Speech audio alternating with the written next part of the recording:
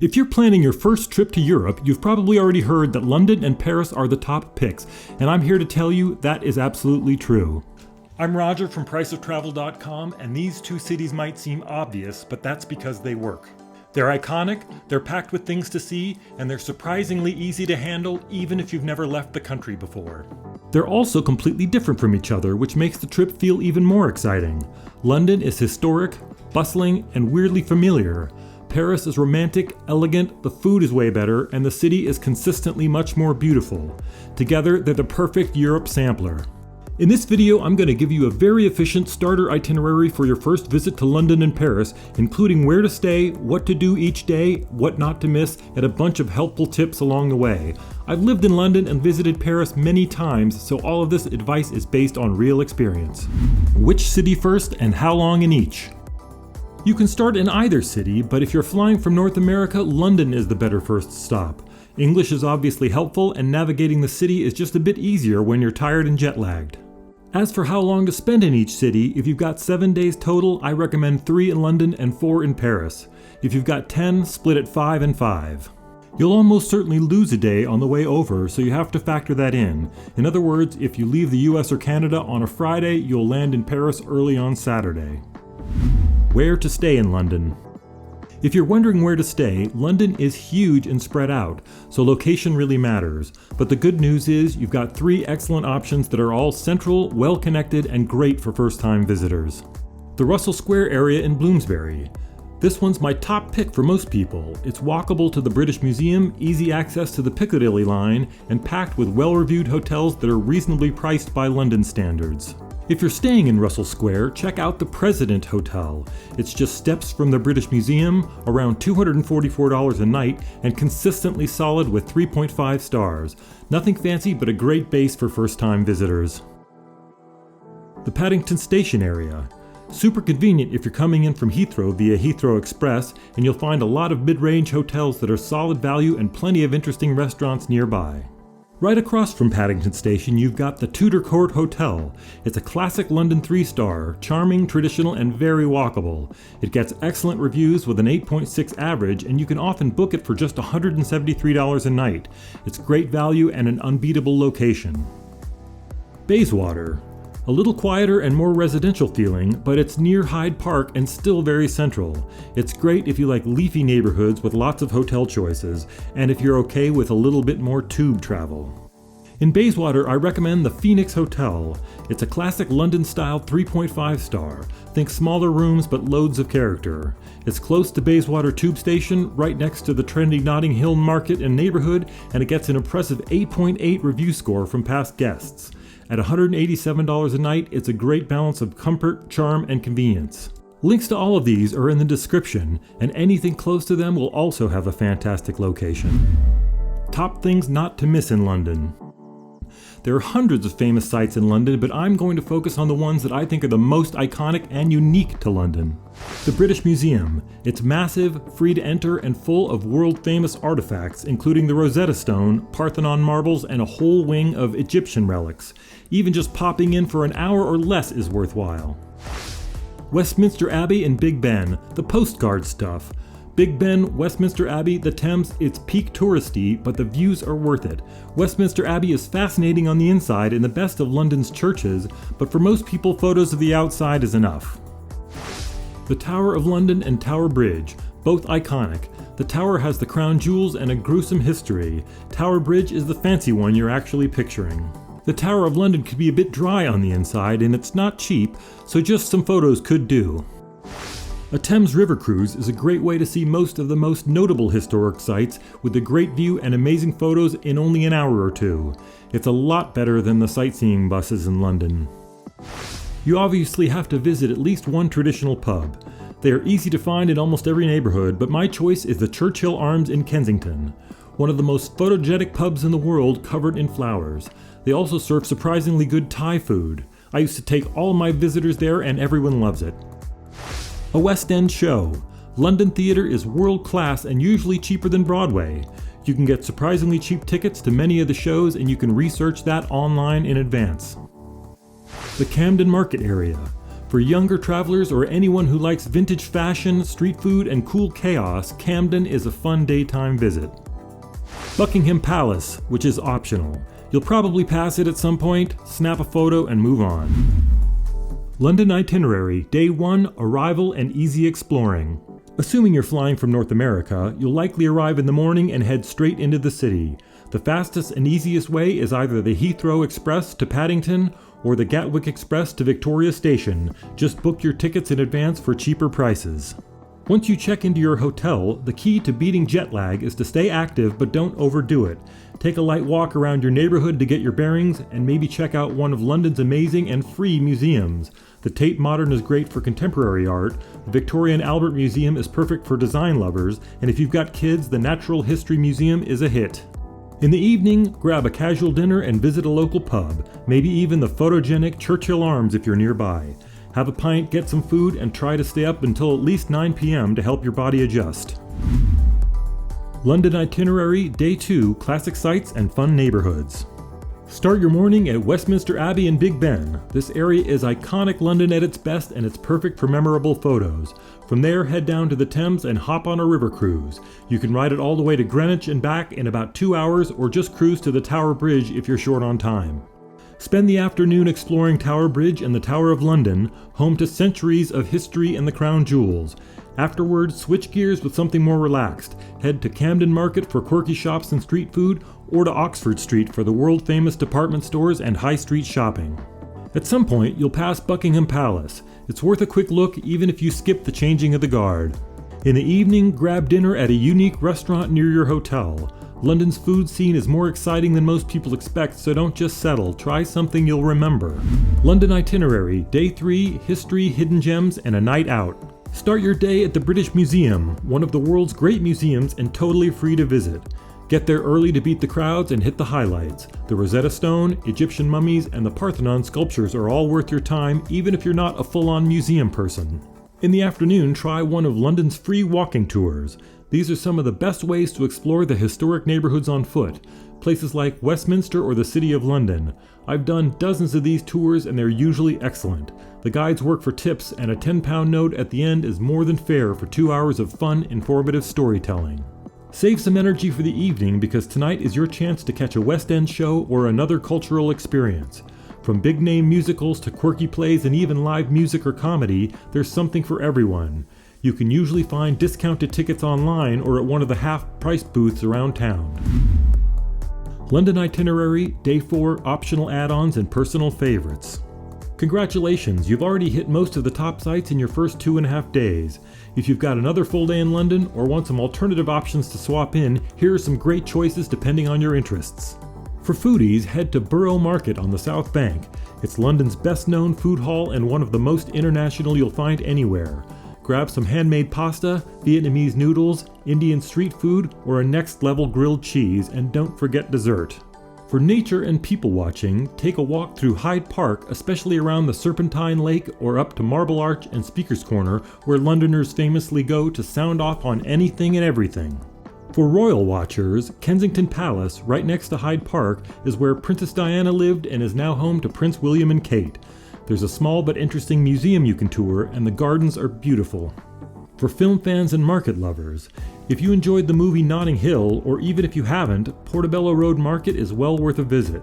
I used to live just a few blocks away, and it's fun any day of the week, but Saturdays are by far the most vibrant with hundreds of vendors selling antiques, fashion, food, and more. For families and fun seekers, the London Eye is a bit pricey, but if you like Ferris wheels, it's a great one with stunning views across the Thames. And nearby you'll find the Madame Tussauds, which, believe it or not, is actually a lot of fun. I've been to several around the world and they're surprisingly impressive, especially for kids and families. If you're planning to visit a lot of the major attractions in London, like the Tower of London, Westminster Abbey, or the view from the Shard, it might be worth checking out the London Pass. It bundles entry to loads of top sites and can save you money, especially if you fit a few into each day. I've got a full review and my affiliate link with a discount code in the description if you want to compare options. Optional London day trips. If you've got more than 4 or 5 days in London, it's worth doing a day trip. Windsor Castle is easy and close. Oxford and Cambridge are both amazing, and so is Bath if you want history and architecture. And yes, you can even do a long day trip to Stonehenge if that's been on your bucket list. Taking the Eurostar from London to Paris. Getting from London to Paris is easy, fast, and honestly pretty fun. You'll take the Eurostar train from St. Pancras Station in London to Gare du Nord in Paris. It takes just over 2 hours, and if you book a month or more in advance, you can get pretty great fares. The earlier you book, the cheaper it will be, and you'll have the most choice of departure times. Where to stay in Paris? Paris is more compact than London and much easier to explore on foot. The metro is also excellent. Here are 3 areas I recommend for first-time visitors. The Rue Cler area. Quiet, postcard-perfect, and walkable to the Eiffel Tower. It's great for food lovers and it has classic Paris vibes. My pick here is the Grand Hôtel Lévêque, located right on Rue Cler itself. It's a stylish 3-star Art Deco hotel with small but comfortable rooms, as is typical in Paris, and a fantastic 9.0 review score. Rates are around $262 per night. It's also one of Rick Steves' favorite areas, and the Seine cruises and hop-on, hop-off bus tours leave from just down the road. Le Marais, a central, residential-feeling neighborhood full of cobbled lanes, boutiques, and cozy cafes, and a short walk to major sites like Notre Dame. Check out Hôtel Turin Le Marais, a 3-star just around the corner from Place des Vosges. Clean, comfortable, with an 8.8 rating. Rates are about $233 per night. Montmartre. Hilltop, quirky, and more affordable. A little farther out, but incredibly charming. My pick is the Timhotel Montmartre, a 3-star tucked in a picture-perfect square just 4 minutes from the Sacré-Cœur Basilica. 8.4 guest rating and only $189 per night. All 3 areas have great hotels, and anything nearby will be a great base. You can tap the title or the little arrow for links in the description. Also, I have an even more detailed itinerary on my website and more hotel suggestions and sightseeing tips. That link is down there too. Top things not to miss in Paris. There's no shortage of famous sites in Paris, but if you're only here for a few days, you've got to be strategic. Let's start with the Louvre. Yes, it's crowded. Yes, you'll probably only spend 2 minutes near the Mona Lisa while fending off smartphone cameras, but still, it's the Louvre. The building is a masterpiece. If you love art, go. If not, don't feel guilty skipping it. The Eiffel Tower, a must-see, but not necessarily a must-climb. The viewing deck is high, the line is long, and your photos from up there won't be great. The better move, picnic on the lawn at sunset and watch it sparkle. Now here's a tip you probably weren't expecting. The hop-on, hop-off bus tour in Paris is absolutely phenomenal. I've done these double-decker buses in dozens of cities around the world, and the Paris one is easily the best. The route is gorgeous the entire way, the architecture is non-stop, and the top deck is the perfect height for both sightseeing and taking great photos. It's about 2.5 hours if you ride it all in one go, and honestly, that is time well spent. Finally, if you do one thing at night, make it the Seine River cruise at sunset. It leaves from right in front of the Eiffel Tower and lasts about an hour. You'll pass under 17 historic bridges, all lit up one by one as the sun goes down. Landmarks like Notre Dame and the Orsay Museum are floodlit at night, and the whole city takes on this golden glow that is honestly hard to believe. It's romantic, it's relaxing, and it's one of the best hours you'll spend in Paris. Paris Itinerary Day 1. Take the earliest Eurostar departure from London that you feel comfortable with so you can hit the ground running in Paris. The train ride over is just over 2 hours, but with the early morning start and station logistics, it can feel like a full travel day, so don't overplan. Once you arrive at Gare du Nord, hop in a taxi or Uber and head straight to your hotel. If you're staying in one of the recommended neighborhoods, Rue Cler, Le Marais, or Montmartre, you'll already be walking distance from cafes, markets, and some iconic sites. Since the Eurostar journey can be a little draining, take it easy on your first afternoon. Maybe wander through the nearby streets, grab a pastry and espresso, and just take in your surroundings. Paris is one of those cities where even doing nothing is still magical. If you're staying in Montmartre, this is the perfect evening to visit the Sacré-Cœur Basilica at sunset. The view from the steps is one of the best in the city, and afterward, a slow walk downhill through Montmartre's winding cobbled lanes gives you dozens of inviting outdoor restaurants to choose from for dinner. It's relaxed, romantic, and the kind of first night in Paris you'll never forget. Paris Itinerary Day 2. Start your day with a great hotel breakfast or grab a fresh croissant and coffee from a bakery nearby. Then head straight to the Eiffel Tower, which opens up at 9 a.m. and is least crowded in the first hour. If you want to go up, definitely book your ticket at least a few weeks in advance. Those time slots fill up quickly. Pro tip, taking the elevator just to the second floor instead of all the way to the top will save you time, money, and honestly, it's where the best photos are taken anyway. But if you'd rather skip the whole process, no worries. Just enjoy it from below and then head over to the nearby hop-on, hop-off bus stop. Ride the full 2-hour and 15-minute loop without getting off if you can. It's one of the best ways to appreciate Paris's non-stop architecture and stunning landmarks, and the top deck gives you amazing photo ops the whole way. You can always hop back on later if something catches your eye. After the bus tour, grab lunch nearby, maybe a cafe terrace if the weather's nice, and then take an Uber or the metro over to the Louvre. It's always busy, but the place is so massive that you can usually navigate around the crowds without too much hassle. Whether you spend 30 minutes with the Mona Lisa or 2 hours exploring the galleries, it's an unforgettable stop. You'll still have time after the Louvre to squeeze in one more highlight or a relaxing break. We'll get to some great options shortly. Then wrap up the day with a well-earned dinner. The famous spots tend to book up, but you'll never be far from a neighborhood restaurant that's both delicious and welcoming, even if you walk in unannounced. Paris Itinerary, Day 3. By now, you're into the rhythm of Paris, and Day 3 is all about choosing your own adventure. After breakfast, you've got a full day to explore, and if you start early and plan well, you'll have time to fit in several top highlights. That said, there's one experience I think you should absolutely make time for, the Seine River Cruise at sunset. It leaves from right in front of the Eiffel Tower and lasts about an hour. Try to catch the one that starts just before the sun goes down. You'll pass under 17 historic bridges, glide past landmarks like Notre Dame and the Muséum d'Orsay, and see the whole city light up around you. It's relaxing, romantic, and the perfect finale for a day in Paris. Now here are your best options for the rest of the day, and even into Day 4 if you've got more time. Take a free walking tour through a historic neighborhood. If you enjoyed the one in London, you'll love doing one here too. Just check the times and starting points online in advance. They're usually offered in the Marais, the Latin Quarter, or near Notre Dame. Visit the Arc de Triomphe, perched at one end of the Champs-Élysées. You can climb the stairs or take the elevator to the top for some of the best panoramic photos in Paris. From there, wander down the Champs-Élysées itself. It's famous for a reason, but don't miss the smaller side streets full of interesting boutiques. Museum lovers will have plenty to choose from. The Louvre is amazing but crowded, so if you want a more relaxing experience, head to the Muséum d'Orsay. It's set in a gorgeous former train station and packed with masterpieces from Monet, Van Gogh, Degas, and more, without the chaos of the Louvre.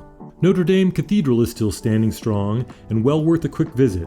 Entry is free, but you can also pay for a guided tour. And right around the corner is Sainte-Chapelle, one of Paris's hidden gems. It's tiny, but the stained glass windows are jaw-dropping.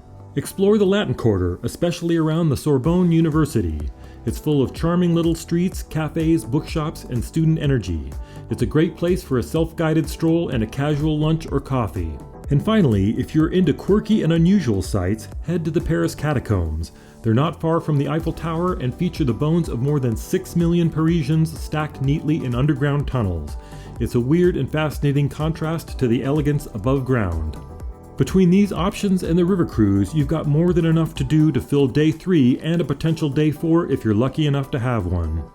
If you're planning to do several of the things I've mentioned, like the Seine River Cruise, the hop-on hop-off bus tour, and a few museums, the Paris Pass can be a really good deal. It bundles together entry to top attractions, and I've got a detailed guide to it with a discount code in the description, so you can see if it makes sense for your trip.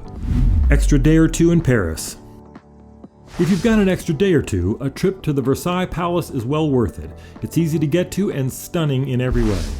Another popular day trip is Disneyland Paris, especially if you've got kids or you're a Disney adult. It's less than an hour away by train, and it's easy to visit without needing to stay overnight. Flying home. If you can book an open-jaw ticket into London and out of Paris, that's ideal, but it's often a lot cheaper to fly round-trip into London, especially from North America. If that's the case, just book a flight from Paris back to London, but make sure it's into the same London airport that your flight home leaves from. Most people will want to use Heathrow. So there you have it, the perfect first-timer itinerary for London and Paris, with where to stay, what to do, and how to make the most out of each day. For me, Paris always has that edge. It's just so consistently stunning, and the food, somehow even the simple meals feel like magic. That's why I keep going back. You'll find the full written version of this itinerary linked in the description with even more hotel options and ideas for extra days. And if you found this helpful, please give it a thumbs up and subscribe. I've got more itinerary videos like this coming soon. Thanks for watching and have an amazing trip.